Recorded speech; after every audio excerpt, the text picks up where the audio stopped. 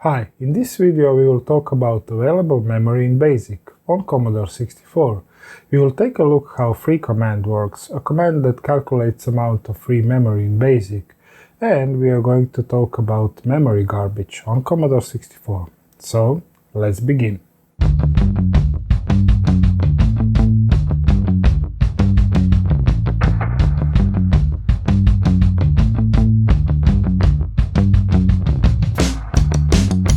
Here we are in Commodore 64 Basic, and as you know, Commodore 64 has a 64K of memory, but in Commodore Basic we only have 38,911 bytes available. The reason is because some of this memory is used by kernel, some of it is used by Basic itself. The I/O, some goes for screen memory and some other subsystems. So actually what we have freely available is this 38,911 bytes. And we need to fit inside that free memory the complete basic code, the complete stack, and everything during the execution. Everything has to fit inside that space. So it can be a little bit tricky, and sometimes it can lead to some issues and errors, like out of memory error. So we will take a look at all of that. First of all, let us confirm that we actually have only this 38,911 bytes left to use. So we are going to use a command, it's called FRE, and despite being a command, it's actually behaving like a command, but it is actually a function. So the function requires some parameter, and usually we use 0, but it doesn't really matter. It doesn't use that parameter at all. It just needs to be there. Otherwise, it will just return error. Let me execute this and see what we will get. So unfortunately we get some negative number. So the reason why this is happening is another problem with command. Another hiccup from Commodore Basic is that the first results that this little routine does when they calculate the amount of free available memory is the result is in the very nice 16-bit unsigned integer. Okay, and this is just fine, but we all know that Commodore Basic is doing all of these numeric values in float. Yeah? So the reason why this is negative number is because they push this 16-bit unsigned integer into converter that converts that number into float, but this little routine that converts it expect this to be a signed integer, not unsigned integer. So this is the reason why this hiccup happened. So what we seeing here is actually signed float, and we need to convert that back to unsigned. So to do this, we need to add 65,500, believe was 36, and then we have 38,819 bytes free. So the reason why we don't have full this number here, we have 21 bytes less, is because when we execute commands in Basic, whether this is directly or indirectly, some calculations need to be done and some pointers needs to be created in memory. So this is the reason why we lose some of this free memory. The only way that we can restore this memory back to us is using either clear command or new command. Both of these will delete all the pointers to variables, and all stack will be not cleared. The values will be still inside, but the pointers will be gone, and when we calculate available memory, it will give us the full amount of this. Now, Commodore Basic 2.0 on Commodore 64 machine is not most powerful BASIC in the world as we know it, but it does give us some flexibility when we regarding to strings. So strings on Commodore Basic 2.0 are dynamic, so that means that we don't need to specify the length of the string. They are not strict. They can be modified on the fly. They can be joined with other strings. They can be subtract. They can be cut. We can do whatever we want with the strings. And this nice flexibility comes with the cost. And the cost is that these all operations, for example, if we have some nice string and we want to create another string and we want to add some additional string to it, we can. And if we want to do this, then take just one piece of the string, we can do that as well. And of course we can do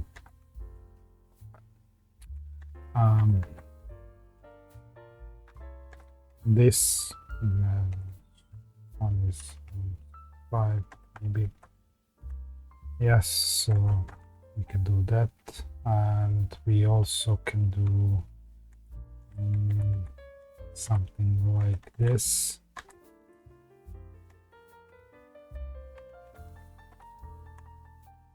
And then, yes, so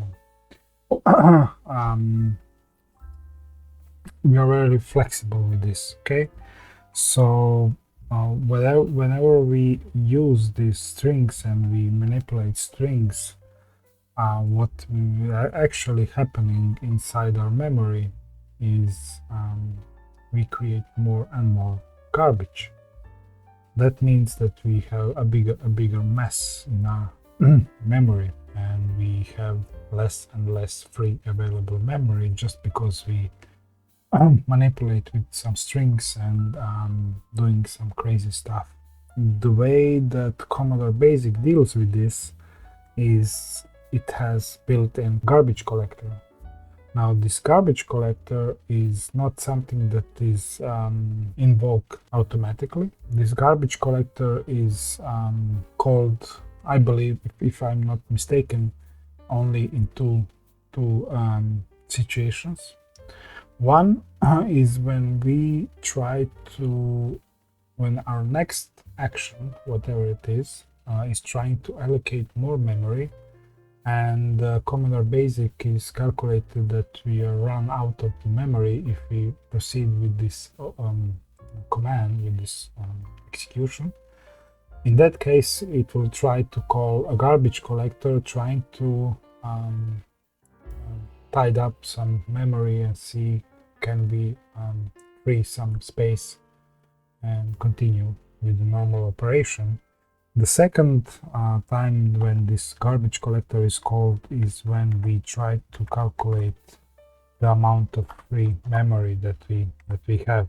When dealing with strings, Commodore Basic has a special area inside the memory for placing strings, all dynamically created strings.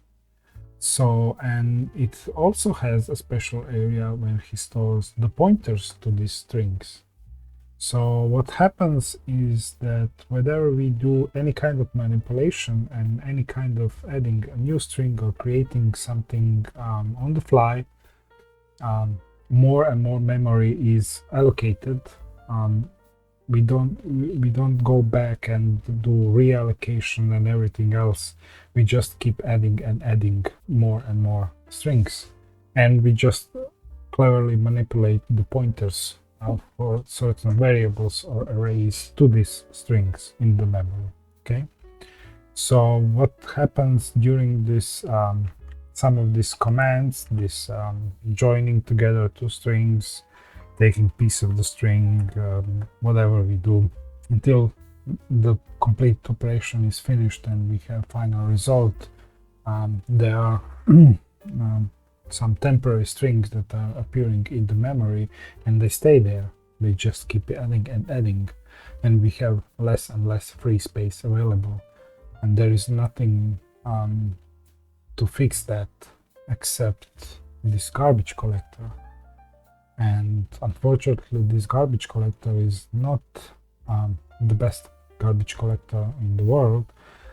It's rather slow, especially where he has lots of these pointers. So how this how it works is checking every pointer to the string. Is it alive? Is it exist? If it doesn't, then he removes it from the memory, that strings, leaving the empty places. And then once that is finished, then he needs to reallocate everything. And basically what this garbage collector is doing is defragmenting the piece of the memory. So everything has to be nice and tidy without empty spaces, empty places inside the memory. Unfortunately, this garbage collector is dealing only with strings as the major enemy of them, but it doesn't deal with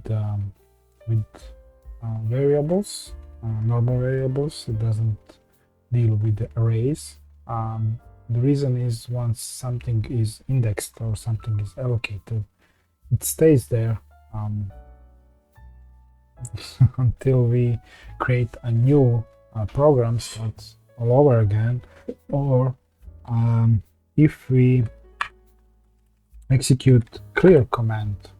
Okay, this clear command is what is essentially doing is not freeing up the space. It's just deleting all the pointers to the variables, to their values, so for the strings and everything. So if we execute that command, we are actually losing everything. If we had some array with some values, those values will still be in the memory, but we will not have a pointer to it, so everything is lost. This command is not very useful during the normal operation of your code. Okay, now let me show you how this command, free command, actually works. What's happening inside. So in this command, first the garbage collector is called, right? So let me do this manually. The garbage collector is 46374. 46374. So this system call will execute the garbage collector. Okay, done. And then we have this. This takes, this is a peak, of course. So we peak at memory 55, then we subtract from that value for memory location 50. We multiply by 256 because this is the most significant byte. And then we add the least significant byte that is calculated from value that is at memory location 51, subtracted by value from memory location 49. And if we execute that, we will get exactly 38,909 bytes, exactly like this value here. So let me show you on the little graph how that looks like in memory to be much more easier to understand. So this is our memory map for Commodore Basic memory, how some sections are divided. So let me switch to this. So this is this is how we start. So this orange area is where our basic program is stored. All the rest of the RAM that we have available is free for us to use. So what happens next? So we enter the basic program. We are going to execute it now, and we will behave what will happen. So this is all of this is free for now. Okay, so the next thing is our program is started and we are initializing some variables. So we are filling this yellow area with some pointers to variables. Of course, if we have some arrays, then this area is going to fill and grow, and this area will be allocated when we allocate the arrays and stuff like that.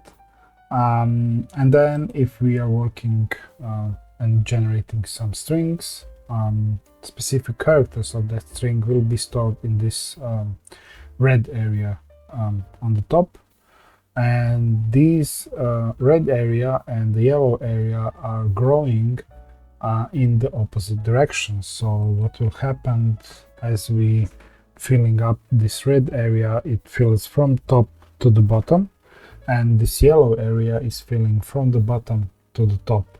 So this is like a recipe for disaster if we allow this to happen. So we can run out of the memory, and if these two fields join together, connect, we are not only out of the memory, we are not able to perform any other action in BASIC, of course. So everything just freeze. Okay, the system simply freeze, and there is nothing you can do. You just need to reset it and start from the beginning. So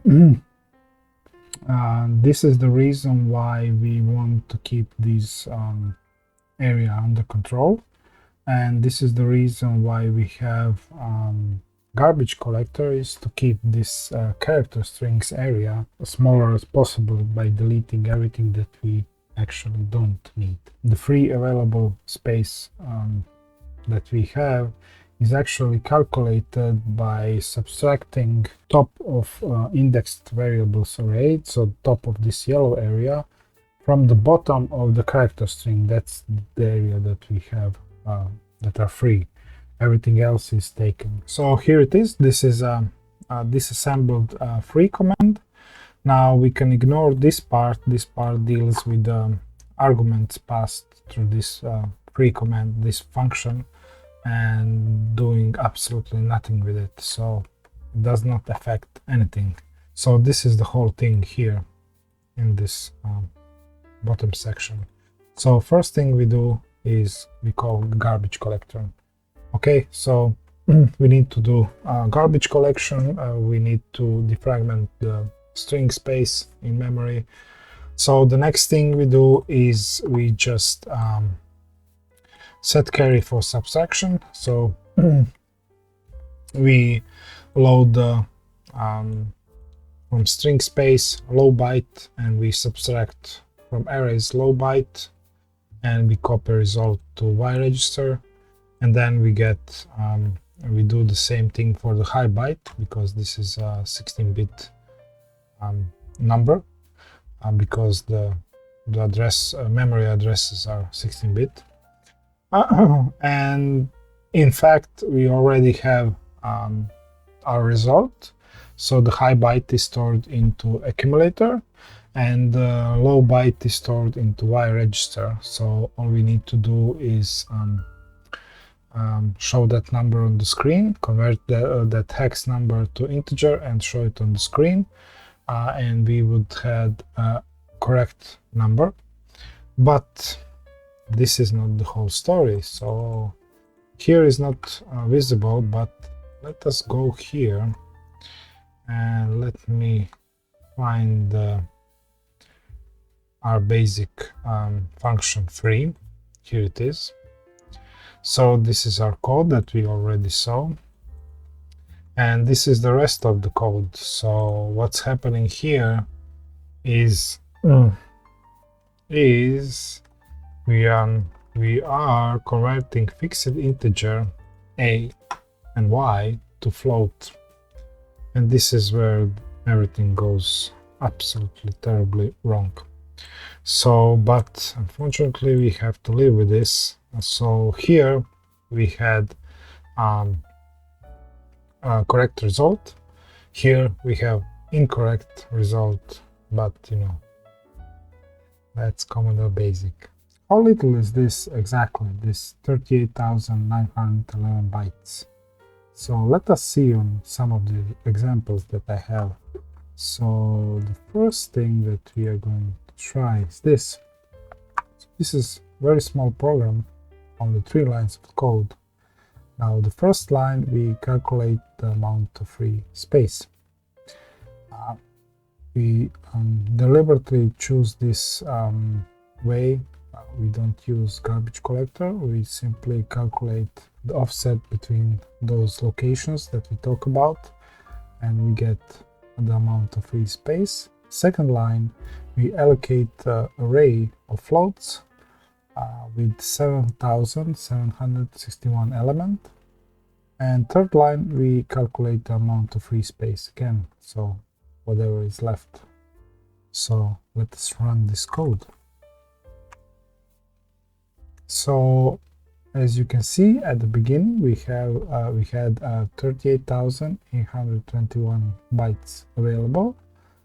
Now this little basic program takes some space, of course, and then once we allocate this array, we are left only with 4 bytes free.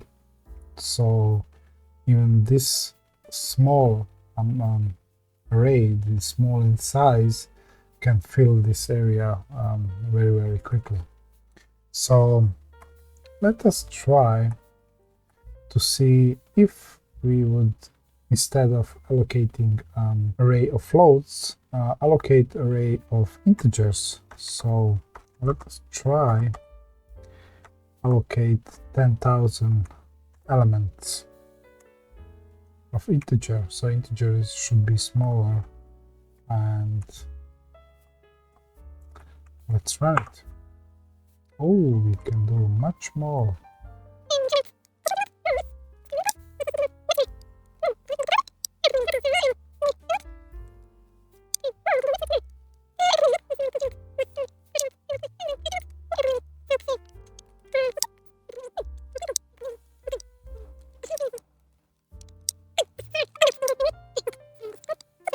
And we can do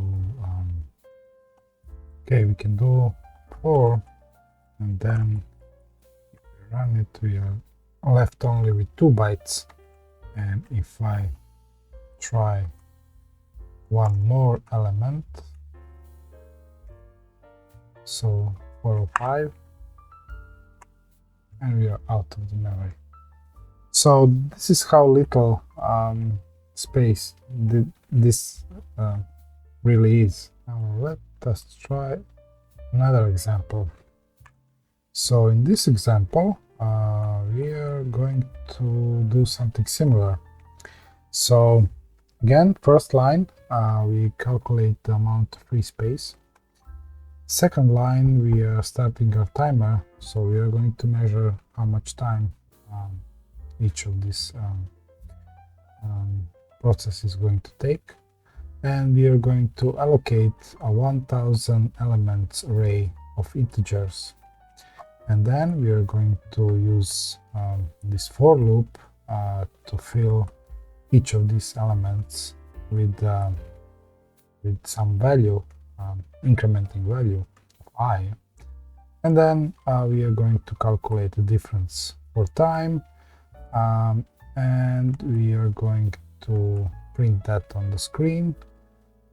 Of course, we are going to calculate how much space is left available, and we are going to print the difference from line 1 and line 70, and that should give us amount of bytes that we use for all this process. So how much memory is used to generate this array and fill it with numbers. So in this example, we are going to use array of integers. In second example, we are going to check array of floats, of course. So let's run it.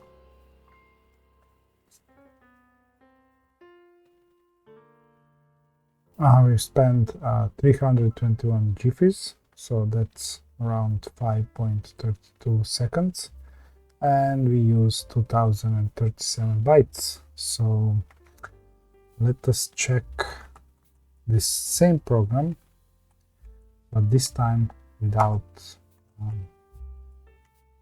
integers. So by default this would create array of floats, and let's run the program one more time.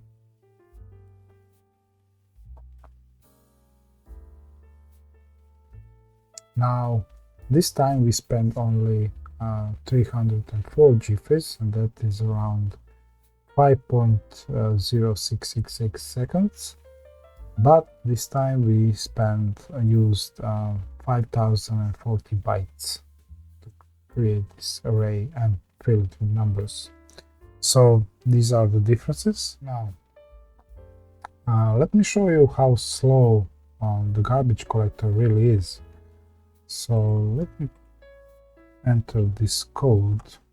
So what we're doing here, we allocate an array of strings with 600 elements, and we are iterating through all of them, and we are assigning value,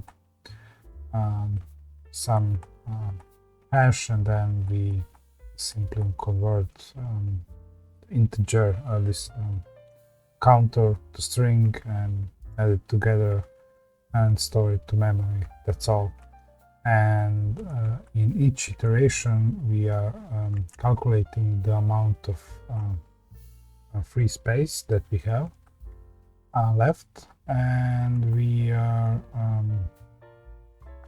print that on the screen, and then we print that same value just in the percentage, how much memory has been used. So let's run this. So here we go. This will take some time.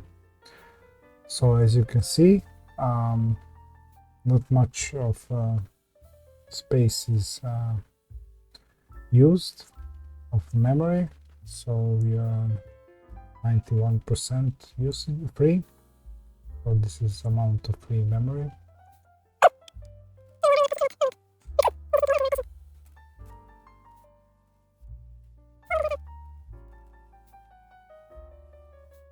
So we are done, and let us check how much free memory do we have, but using a free command. And as you remember, this free command, actually the first step that it does is it runs a garbage collector. So I believe this was the case. So let's run it. And let's wait. And wait. So you see, this garbage collector needs to go through all of these 600 elements and check whether they are active or not.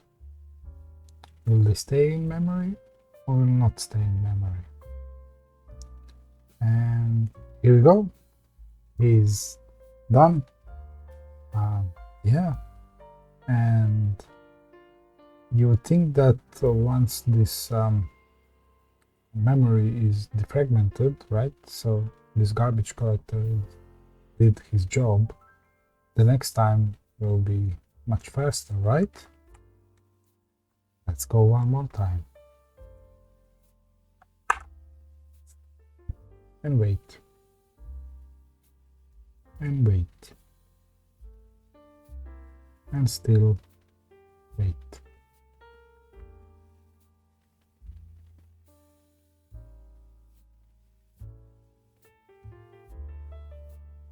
Nothing yet.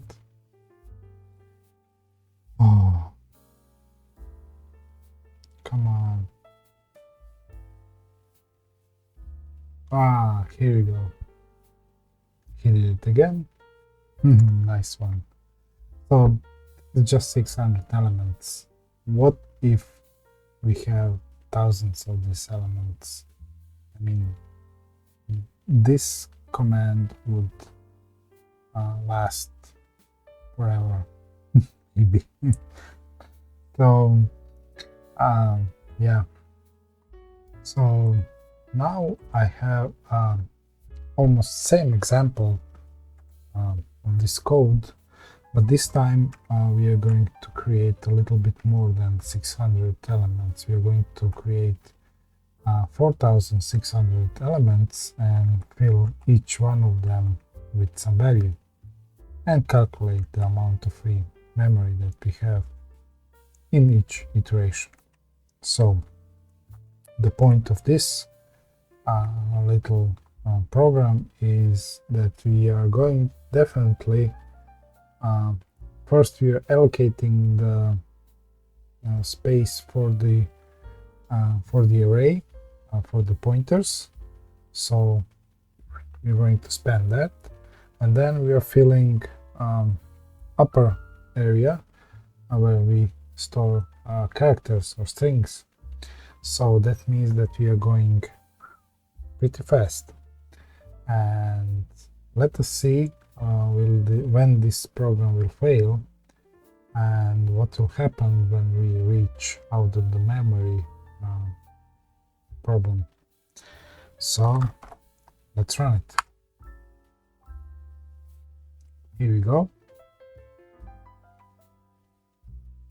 So as you can notice right away that we allocated much bigger array, and that take some more space in memory, and we started with less free space almost at the beginning, and we are going pretty fast out of memory here.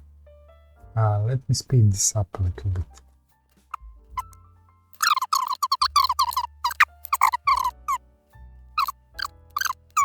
So we are at element number 2300,